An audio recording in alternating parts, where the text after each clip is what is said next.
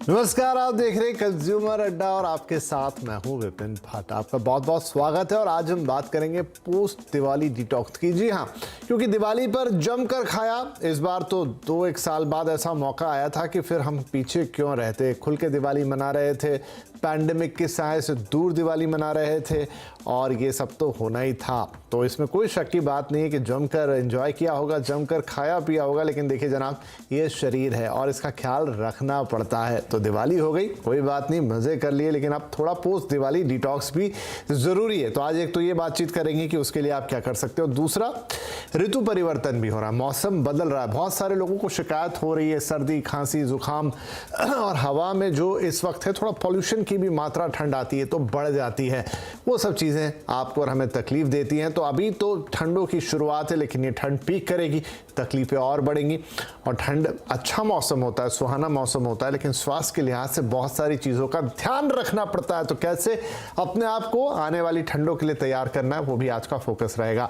तो आज यही सारी बातें हम करने जा रहे हैं और उसके लिए हमारे साथ कुछ खास मेहमान जुड़ रहे हैं कार्यक्रम में। इंद्रप्रस्थ अपोलो हॉस्पिटल के consultant pulmonary and chest doctor Nikhil Modi, Maharashtra सरकार के आयुर्वेद संस्थान के डायरेक्टर डॉक्टर KR कोहली और न्यूट्री वेलबिंग की dietitian in chief Alka Gangwani. आप सभी का बहुत बहुत स्वागत है।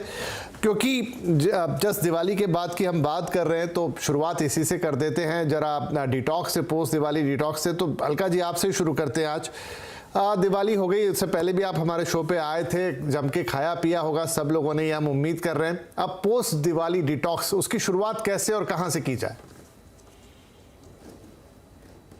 हाँ जी, दिवाली पे खूब खाया, खूब पार्टी किया और अब डिटॉक्स भी हमने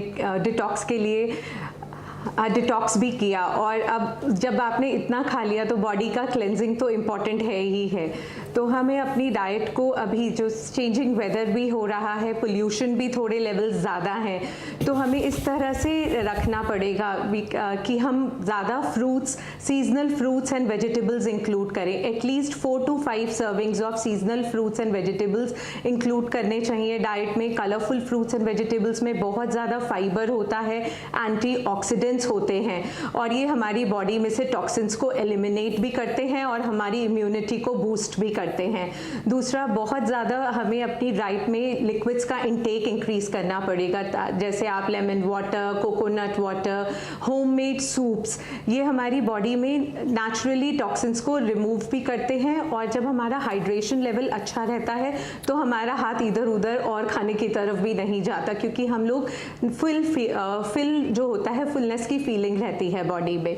और तीसरा, हमें बहुत अच्छी तरह से अपनी डाइट में प्रोबायोटिक फूड्स इंक्लूड करने चाहिए। प्रोबायोटिक फूड्स होते हैं जो हमारे गट में गुड बैक्टीरियाज को इंक्लूड करते हैं, जैसे दही, छाछ, इडली, डोसा, उत्तपम। ये हमारी डाइट में गुड बैक्टीरियाज को प्रमोट करते हैं और जब हमारी गट हेल्थ अच्छी होती है, हमारी इम्यूनिटी भी बहुत स्ट्रांग रहती है। और चेंजिंग वेदर है, थोड़ा सा स्टीम इनहेलेशन भी करेंगे तो हमारा नेसल पैसेज क्लियर रहता है, हमारी लंग्स भी बेटर परफॉर्म करती हैं, हमें ब्रीदिंग करने में भी मुश्किल नहीं रहता। और हैंडफुल ऑफ नट्स भी ज़रूर इंक्लूड करने चाहिए और स्प्राउट्स, बादाम, ये सब लेने से हमारे प्रोटीन इंटेक भी अच्छा रहता है और गुड फैट्स भी हमारे डाइट में रहते हैं। तो ये सारी चीज़ों को हमें अपनी डाइट में रेगुलर कंज्यूम करना चाहिए। और थोड़ा सा फिजिकल एक्टिविटी बहुत इंपॉर्टेंट है। 30-45 मिनट्स आप ब्रिस्क वॉक कर सकते हैं, आप योगा कर सकते हैं, तो ये आपके लंग कैपेसिटी को भी इंक्रीज करते हैं। End of course a good sleep, वो बहुत ज़्यादा इंपॉर्टेंट है, क्योंकि जब आप सोते हैं तो आपकी बॉडी बहुत अच्छे से रिपेयर मोड में जाती है। That's it. चलिए, बढ़िया है। तो ये चीज़ें आपने कर ली, खूब सारा कंज्यूम कर लिया दिवाली पर। अब थोड़ा डाइट पर ध्यान दीजिए और ये परिवर्तन जो यहाँ गंगवानी जी बता रही हैं वो लेकर आइए और उसमें सारी चीज़ें शामिल है। सिर्फ डाइट नहीं, सोना, जागना, थोड़ी सी एक्सरसाइज, लेकिन हाँ, डाइट एक बड़ा पोर्शन बनाती है तो वो रहता है। डॉक्टर कोहली, क्या आयुर्वेद में भी कोई डिटॉक्स जैसा कंसेप्ट मौजूद है क्या? मतलब क्योंकि देखिए सीज़न भी है, बदलाव भी है, वो तो है ही, और साथ में अभी दिवाली पर खाना पीना, तला गला, बहुत गरिष्ठ भोजन, काफ़ी ज़्यादा मात्रा में शक्कर, ये सब शरीर के अंदर गया है। क्या कहता है इस पर आयुर्वेद? देखिए, आयुर्वेद बड़ा क्लियरली कहता है, यथा ब्रह्मांडे तथा पिंडे। जो ब्रह्मांड में हो रहा है वैसा ही अपने पिंड में यानी अपने शरीर में भी घटित होता है। उसका डायरेक्ट कॉस्मोस का डायरेक्ट रिलेशन हमारे बॉडी से है। तो जैसे ही वातावरण बदल रहा है, पहली बात तो है बहुत खाया है, बहुत कुछ हमने पार्टी वार्टी किया है, बड़ा फेस्टिव सीजन था, तो इसलिए थोड़ा सा बॉडी को, जैसे अलका जी ने अभी कहा कि डिटॉक्स करना बहुत आवश्यक है। मेरे ख्याल से आयुर्वेद की दृष्टि से देखा जाए तो तले वाले पदार्थ अभी बंद कर देने चाहिए, जितना हो गया बहुत बस है, काफ़ी है। मीठा बंद कर देना चाहिए, मीठे के दुष्परिणाम बहुत सारे इस शरीर पे हैं। और दिवाली की मिठाई खाने के बाद मुझे लगता है 10% नए डायबिटिक भी उत्पन्न होते होंगे, जो प्री डायबिटीज़ से डायबिटीज़ की तरफ परिवर्तित हो रहे हैं। तो इसके अलावा भी जो खाने पीने में है अभिसंधि पदार्थ, यानी जैसे खट्टी चीज़ें हैं, दही है, बहुत सारा सॉल्ट का कंजम्पशन कम करना चाहिए, क्योंकि ये सारी चीज़ें शरीर में इतनी गई हुई हैं कि आपको शायद हो सकता है कुछ जो मिडिल एज ग्रुप में है, 40s और 50s में, 60s में है या ग्रोइंग एज में है, उनमें से कई लोग पहली बार अभी इस बार डायबिटिक बनेंगे, पहली बार हाइपरटेंसिव बनेंगे। तो इसलिए थोड़ा बॉडी को मुझे लगता है 2-4 दिन का हल्का खाना, 8-1 दिन तक गर्म पानी का सेवन करना, स्टीम लेना, ये बहुत आवश्यक है। आयुर्वेद के हिसाब से जो आपने जो टॉपिक दी है, मैं समझता हूँ बहुत अच्छी है कि डिटॉक्स कैसे किया जाए। आयुर्वेद का पूरा पंचकर्म का एक पूरा साइंस अलग से है जो डिटॉक्स के ऊपर ही काम करता है। आप जरूर अभ्यंग करवाइए, शरीर की मालिश करवाइए, शरीर का स्वेदन करवाइए, यानी स्टीम लेते हैं। हाँ सर, बोलिए बोलिए। जी कोहली साहब, सुन रहे हैं हम आपको। हेलो, लगता है शायद कुछ लाइन में यहाँ पर प्रॉब्लम आई। हम बात को कंटिन्यू करेंगे। तो डॉक्टर कोहली भी ये बता रहे थे कि अगर आप आयुर्वेदा के हिसाब से भी देखें तो ऋतु परिवर्तन हो रही है, उसमें बहुत सारी चीज़ें होती हैं, और ख़ास तौर पर जो आपने अभी फेस्टिव सीज़न में बहुत सारा कंज्यूम किया है। देखिए, तली गली चीज़ें खाने में आती हैं, मीठा बड़ी मात्रा में खाने में आता है, और जो उन्होंने बहुत इंपॉर्टेंट बात यहाँ पर बोली है कि बहुत सारे लोग इस समय कन्वर्ट हो रहे होंगे। देखिए, ये देश अब एक डायबिटिक कैपिटल के तौर पे जाना जाता है। डायबिटीज़ में बहुत सारा हिस्सा प्री डायबिटिक्स का होता है, यानी कि आपको डायबिटीज़ हुई तो नहीं है, लेकिन अब आपका जो बॉडी के शुगर लेवल है वो नॉर्मल नहीं रह गए हैं, वो फ्लक्चुएट कर रहे हैं, वो 100 के नीचे जो स्टैंडर्ड पैरामीटर है नहीं रहते हैं फास्टिंग लेवल पे, वो 100 और 125 के बीच में रहते हैं। 125 के ऊपर तो आप डिक्लेयर हो जाते हैं डायबिटिक, लेकिन अगर 100 और 125 के बीच में आपका फास्टिंग शुगर है तो आप प्री डायबिटिक कहलाते हो। वो कह रहे हैं बहुत सारे लोग जो कन्वर्ट होंगे, तो जितना लंबा आप इसको चला पाएं अपने प्री डायबिटिक फेस को, उतना अच्छा। उसके लिए क्या है कि चीज़ों को थोड़ा कंट्रोल करें। Doctor Kohli, you can continue please, आपकी आवाज़ बीच में छूट गई थी। जी, तो देखिए सर, बहुत सारी आयुर्वेद के विचार करने वाली बातें हैं। 6 ऋतुएं आयुर्वेद में बताई हुई हैं, शिशिर, वसंत, ग्रीष्म, वर्षा, शरद और हेमंत ऋतु। ये 6 ऋतुओं के बीच में जो एक ऋतु से दूसरी ऋतु में परिवर्तन होता है वो 14 दिन का काल है, उसको ऋतु संधि कहा जाता है। यानी आप जब शिशिर से वसंत ऋतु की तरफ जा रहे हैं तो 14 दिन का जो काल है उसको ऋतु संधि कहा है। उसमें बहुत ध्यान अपना रखना चाहिए। खाने पीने में आप केवल गर्म पानी का उपयोग करें, ज़्यादा ना खाएं, अध्यशन यानी खाए के ऊपर ना खाएं, तला हुआ ना खाएं, सॉल्टी चीज़ें नहीं खाएं, और इस प्रकार से पूरा परहेज करें। फ्रूट्स का इंक्लूजन ज़्यादा करें तो मुझे लगता है उससे बेनिफिट होगा। और ऋतु संधि का जो काल है, इस समय अगर आप अपनी सेहत का ध्यान रखते हैं तो सीजनल जो चेंज हो रहा है उसकी वजह से आपको ना सर्दी होगी ना खांसी होगी। और इसके साथ ही जैसे अभी की ये जो सीज़न चल रही है, दिवाली जिस सीज़न में आती है, तो मैं ये समझता हूँ ये अभी शरद और हेमंत का एक ऋतु संधि का काल है, जब सर्दी थोड़ी सी नॉर्थ इंडिया में बढ़ने लगी है, हल्की सी सर्दी आने लगी है। हालांकि मुंबई में तो हम लोगों को सर्दी कभी होती ही नहीं है, तो भी ऋतुएं तो वैसे ही हैं। तो इन ऋतुओं के हिसाब से अगर देखा जाए तो शरद और हेमंत का अभी ये ऋतु संधि काल है।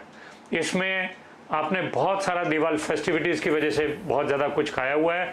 दही का सेवन ना करें, खट्टी चीज़ों का सेवन ना करें, तली हुई चीज़ों का सेवन ना करें, और खाना आवश्यकता से थोड़ा कम खाएं। जी। तो यानी अपने शरीर को हल्का रखें, तो आप ज़्यादा एनर्जेटिक रहेंगे और ज़्यादा अच्छा रहेगा। चलिए, तो दोनों ही हमारे एक्सपर्ट बता रहे हैं कि थोड़ा सा अब वक्त आ गया कि बॉडी को लाइट रखा जाए, थोड़ा कम खाया जाए, फ्रूट्स, वेजिटेबल, इस तरह की हल्की चीज़ों पर आप थोड़ा शिफ्ट हो और अपने शरीर को थोड़ा लाइट रखिए और यही आपकी प्रिपरेशन हो जाएगी अगले मौसम में जाने की। डॉक्टर निखिल मोदी भी हमारे साथ जुड़ गए। डॉक्टर साहब, बहुत स्वागत है आपका। और देखिए, हम बात कर रहे हैं थोड़ी सी डिटॉक्स की, उस पर काफ़ी चर्चा हो गई और एक ऋतु परिवर्तन की भी। अब देखिए, यहाँ से जब आगे बढ़ते हैं, खासतौर पर नॉर्थ इंडिया की बात करूँ तो एयर में पॉल्यूशन कंटेंट भी काफ़ी बढ़ जाता है। सिर्फ हम दिल्ली की कई बार बात करते हैं, लेकिन दूसरे शहरों की भी हालत अच्छी नहीं होती है। ये किस हद तक हमारी बॉडी को इम्पैक्ट करता है?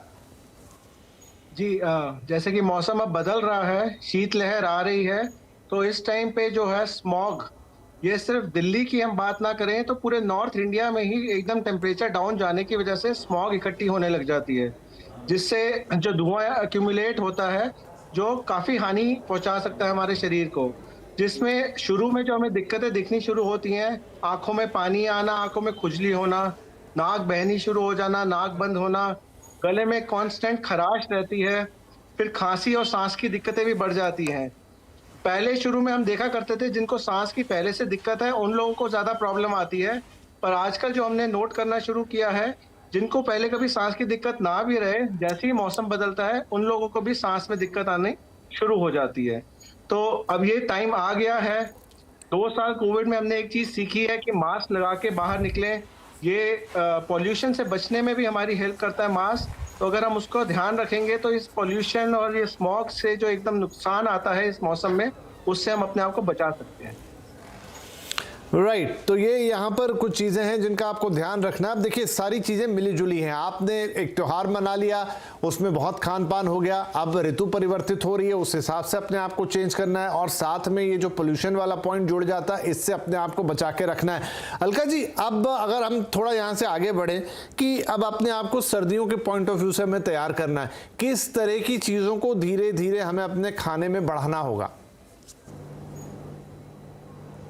हाँ जी, वही हम बात करते हैं। अभी जैसे दिल्ली में भी पोल्यूशन लेवल्स थोड़े ज़्यादा हैं पोस्ट दिवाली, AQI लेवल भी बढ़ जाता है और स्मोक, जो ये पोल्यूशन होता है, इससे कई लोगों को ब्रीदिंग प्रॉब्लम जिनको पहले रहती हैं उनको तो और ज़्यादा हो जाती हैं। और जो भी डॉक्टर साहब ने बोला, आंखों में पानी आना, गले में खराश होना, नोज़ ब्लॉक होना, ये सब भी शुरू हो जाता है। तो इसके लिए हमें अपनी, देखिए, इम्यूनिटी जो हमारी होती है वो नेचुरली अंदर से ही होती है। कोई एक मैजिक पिल या कोई नीडल तो है नहीं, कोई इंजेक्शन भी नहीं है जो हमारी इम्यूनिटी को नेचुरली बूस्ट कर दे। एक हेल्दी डाइट और लाइफस्टाइल हमारी इम्यूनिटी को बहुत हेल्प कर सकता है बूस्ट करने के लिए। इसके लिए बेस्ट है कि हम अपनी डाइट में colourful fruits and vegetables include करें। एटलीस्ट 4 to 5 सर्विंग्स लेनी चाहिए। और विटामिन सी से रिच फ्रूट्स जैसे आंवला, पपाया, मौसमी, जो भी सीजनल फ्रूट्स हैं वो हम अपनी डाइट में इंक्लूड करें, क्योंकि ये नेचुरली हमारे डिफेंस मैकेनिज्म को स्ट्रॉन्ग करता है। और जो हमारी 80% इम्यूनिटी तो आती ही हमारी गट हेल्थ से है। तो आपका डाइजेस्टिव सिस्टम स्ट्रॉन्ग हो, इसके लिए हमें ऐसा खाना खाना चाहिए जिससे हमारे गुड बैक्टीरियाज हमारी गट में स्ट्रॉन्ग हो। पैकेज्ड और प्रोसेस्ड फूड बिल्कुल ना सेवन करिए, इनमें बहुत ज़्यादा सॉल्ट एंड शुगर रहता है। और आप natural fermented food, sprouts, idli, dhokla, ये सारी चीज़ें अपनी डाइट में मैक्सिमम इंक्लूड करिए ताकि आपकी गट हेल्थ स्ट्रॉन्ग रहे। और हाइड्रेशन लेवल्स भी पूरा मेंटेन करिए। सूप्स इंक्लूड करिए, नारियल पानी, लेमन वाटर, ये भी सब लेने से हमारी सिस्टम बहुत स्ट्रॉन्ग रहता है। और स्टीम इनहेलेशन ज़रूर करिए, इससे नेज़ल पैसेज भी क्लियर रहता है और हमें सांस लेने में भी बहुत कोई कठिनाई नहीं रहती। और जिन लोगों को थ्रोट में प्रॉब्लम है, इचिंग रहती है, उन्हें ज़रूर नमक पानी से गरारे करने चाहिए।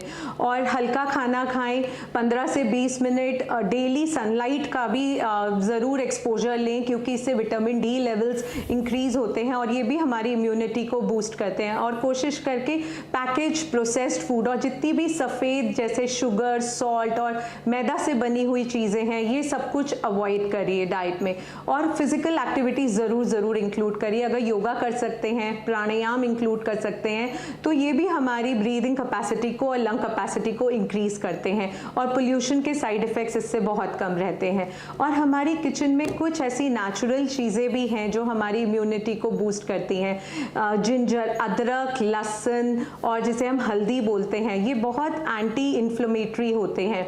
तो आप इन्हें अपने वेजिटेबल्स में, अपनी सब्जियों में हल्दी वाला दूध और जिंजर टर्मरिक टी, इस तरह की चीज़ों का सेवन करने से भी हमारी नेचुरल इम्यूनिटी बूस्ट होती है।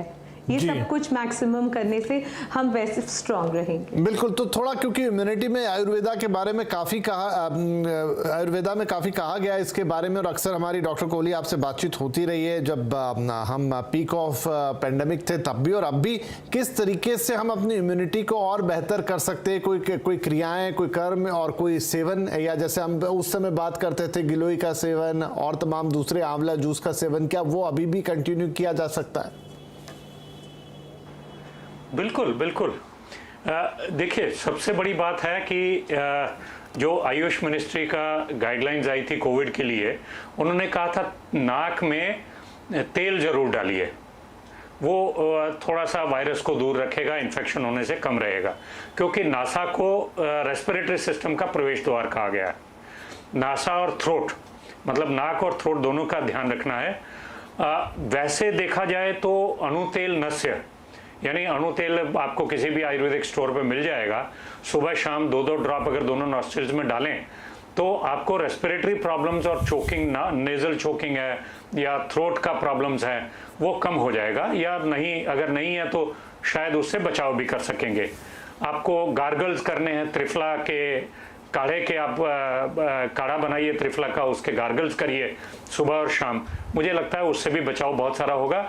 ये और भी ज़रूरी इसलिए है क्योंकि नॉर्थ इंडिया में पूरे स्मॉग है, पोल्यूशन है। ऋतु संधि का जो आयुर्वेद का कंसेप्ट था, उससे भी एक स्टेप आगे जाके पोल्यूशन इतनी ज़्यादा है कि उसका भी ध्यान रखना ज़रूरी है। इन्हीं दिनों में देखिए तो आयुर्वेद का एक सबसे बड़ा प्रिस्क्रिप्शन है कि पंचकर्म का विरेचन इस काल में करना जरूरी है। विरेचन यानी हम लोग घी भी पिलाते हैं और उसके बाद जब पूरा काफ़ी सारा घी शरीर में चला जाता है, मालिश और सेक करवा के, और वो टॉक्सिन्स को निकालने के लिए लूज मोशंस दिया जाता है, उसको विरेचन की क्रिया कही जाती है। 12 से 14 दिन इस क्रिया में लगता है, वो जरूर कराना चाहिए। इसमें आप अपने नज़दीकी पंचकर्म केंद्र में जाएं और ये करवाएं। और जैसे कि अभी आपने कहा कि जो कोविड की गाइडलाइंस में गुड़ूची था, अश्वगंधा था, बिल्कुल उसका प्रयोग कर सकते हैं। अदरक का बहुत सारा सेवन, अदरक और शुंठी, इन दोनों का बहुत सारा सेवन करना आवश्यक है।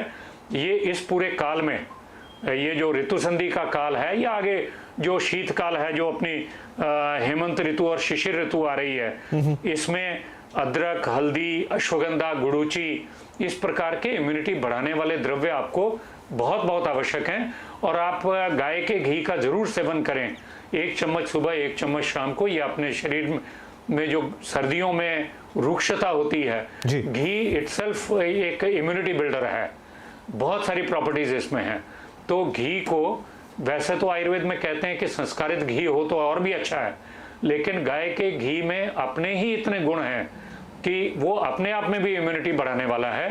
1-1, 2-2 चम्मच सुबह शाम जरूर लें। नाक, दोनों नाक में आप अणुतेल का नस्य करें, गुड़ूची, अश्वगंधा का सेवन करते रहें, स्टीम इनहेलेशन करते रहें, अपने ट्रैक्स को खुला रखें और रेस्पिरेटरी ट्रैक्स को और गार्गल्स वगैरह आप जरूर करते रहें। जी बिल्कुल, छोटी छोटी बातें, लेकिन अगर इनका ख्याल रखेंगे तो न सिर्फ ये सर्दी, बाकी आने वाला और साल भी आपके बेहतर होंगे। एक छोटा ब्रेक ले लेते हैं, ब्रेक के बाद फिर हम डॉक्टर मोदी से पूछेंगे कि वो कौन से लोग हैं, किस एज ग्रुप के या फिर पर्टिकुलर डिजीजेस के साथ जिन्हें अब थोड़ा सर्दी में ज़्यादा अटेंटिव रहने की ज़रूरत होगी। छोटा सा ब्रेक, बातचीत जारी रहेगी।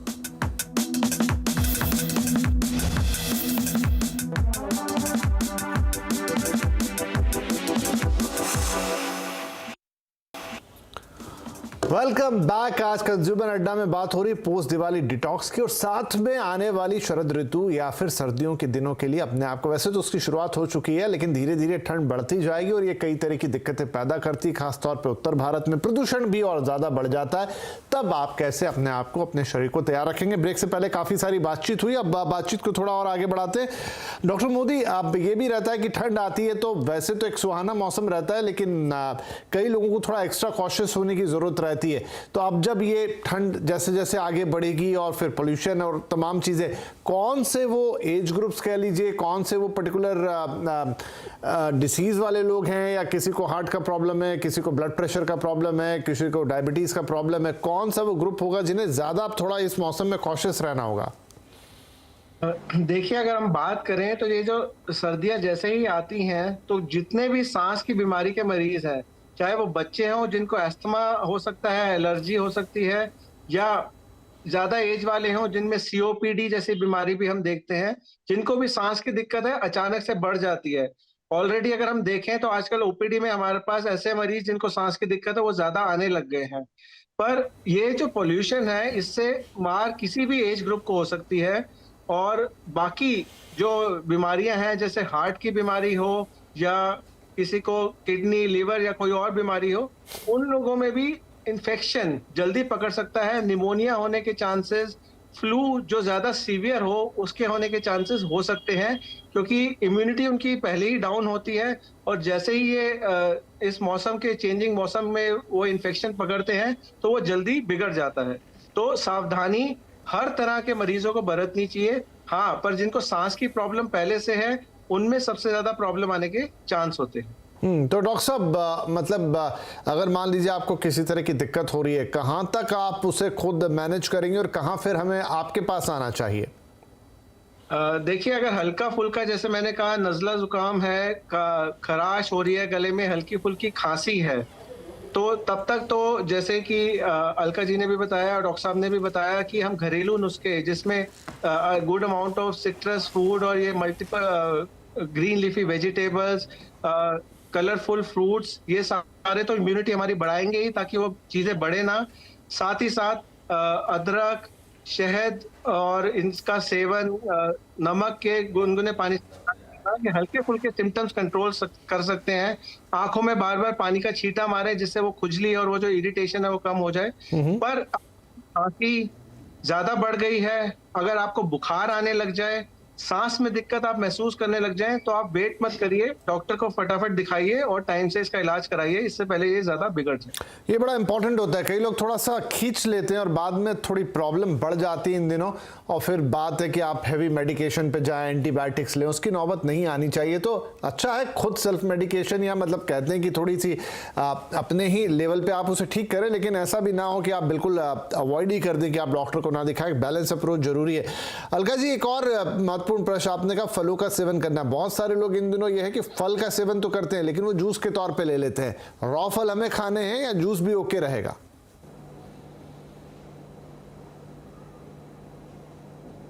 अलका जी। हाँ जी। अच्छा, शायद आप तक मेरी आवाज नहीं पहुंची। मैं कह रहा था कि आपने फलों का जिक्र किया, डॉक्टर साहब ने भी जिक्र किया, रॉ फल हमें खाने हैं या हम जूसेस भी ले सकते हैं? क्योंकि इन दिनों काफी लोग जूस प्रेफर कर जाते हैं, वो नेचुरल जूस ही होता है, लेकिन रॉ फल खाना ज्यादा बेहतर होगा या जूस भी इट्स फाइन? देखिए, रॉ फ्रूट्स तो हमेशा ही खाना बहुत बेहतर होते हैं, क्योंकि एक तो उसमें फाइबर बहुत ज़्यादा होता है और ये आपकी ब्लड शुगर लेवल्स को एकदम स्पाइक नहीं करते। बट अगर आपको जूसेस लेने हैं तो आप वेजिटेबल जूस ले सकते हैं, जैसे कैरेट, बीटरूट, चुकंदर, गाजर, आंवला और खीरा या लौकी, कोई भी ऐसी चीज़ें डाल के वेजिटेबल जूसेस में वेजिटेबल जूसेस का सेवन करना बेहतर है। और फ्रूट्स हमें होल फ्रूट की तरह ही खाना चाहिए। और स्पेशली जो चेंजिंग वेदर है, तो आप अगर आंवला और गाजर, बीटरूट, इनमें बहुत ज़्यादा विटामिन ए और विटामिन सी होता है, और अगर आप डायरेक्ट नहीं खा सकते तो इनके बहुत सारे वेज हैं। आप सूप के फॉर्म में ले सकते हैं, आप सब्जियों के सैलेड्स में ले सकते हैं, आप अपनी राइस में, फ्राइड राइस में बहुत सारी वेजिटेबल्स डाल सकते हैं। बट फ्रूट्स अगर खाने हैं तो रॉ होल फ्रूट्स खाएंगे, और जूसेस लेने हैं तो वेजिटेबल जूसेस ही लेंगे ताकि हमें पूरा उसमें फाइबर भी मिले। ठीक है, ये भी आपने क्लैरिटी दे दी, बहुत अच्छी बात है। तो आई थिंक वो तमाम टॉपिक्स और बातें यहाँ पे क्लियर हो गई। क्या आपको खान पान में ध्यान रखना है, पोस्ट दिवाली डिटॉक्स की शुरुआत आप कैसे करेंगे, कितने दिनों तक करेंगे, और जो ऋतु परिवर्तन हो रहा है, जो चेंज ऑफ वेदर हो रहा है, उसमें आपको किन किन बातों की सावधानी रखनी है, और खासतौर पे ये खान पान से जुड़ा हुआ मामला है, वहां पर अपने खान पान में और दिनचर्या में किस तरह के चेंजेस आपको लेके आने हैं। आयुर्वेदा के हिसाब से भी हमने बात की, हमने एलोपैथी के हिसाब से भी बात की, और खासतौर पे डाइट पे फोकस किया क्योंकि ये सबसे इंपॉर्टेंट होती है। और हाँ, आपको प्रॉपर रेस्ट भी लेना है। तो आई होप कि आने वाले सीजन के लिए ये सारी बातें आपको अच्छे से तैयार रखेंगी। और अगर आपने दिवाली पे ज्यादा खा पी लिया है तो कोई गिल्ट में आने की जरूरत नहीं, तरीके अब आपको मालूम है कि आपको कैसे डिटॉक्स करना। बहुत शुक्रिया आप तीनों ही मेहमानों का आज कार्यक्रम में शामिल होने के लिए और ये सभी बातें हमारे साथ शेयर करने के लिए। नमस्कार।